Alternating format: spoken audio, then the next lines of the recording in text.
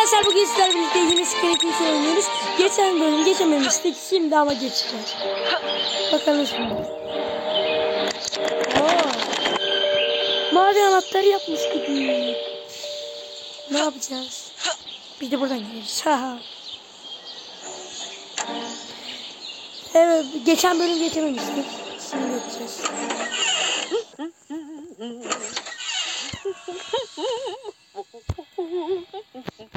Şuraya gidiyoruz. Buradan şuraya. Arkadaşlar aslında buradan bir yerde benzin vardı. Oraya gitmemize gerek yoktu. Oraya gitmemize gerek yok. Burada bir yerde benzin var. Zaten ben o yüzden gittim.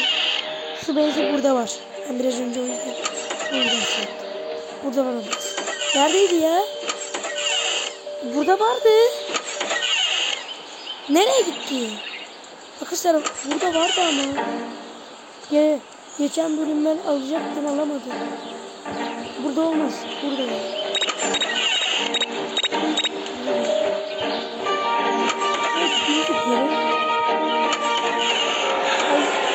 Burada.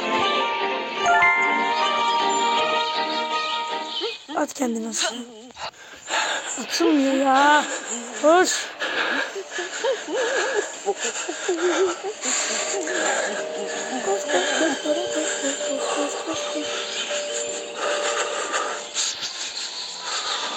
Lan.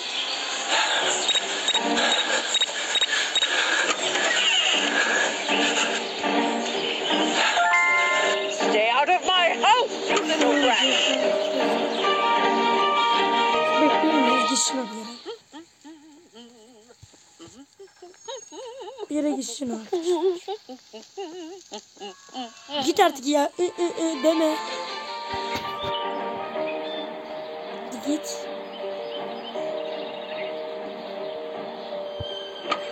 Gitti.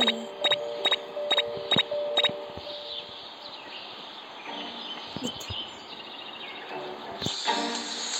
İlk önce şöyle.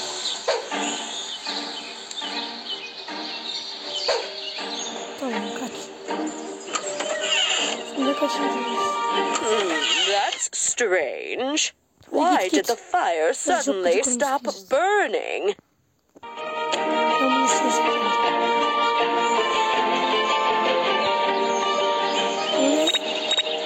Oha! Arkadaşım oyuna bak giriyor. Ne oluyor? Ne dışarı?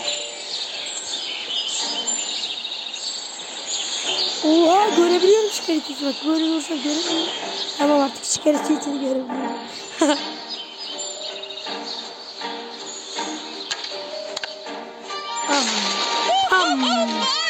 Bam!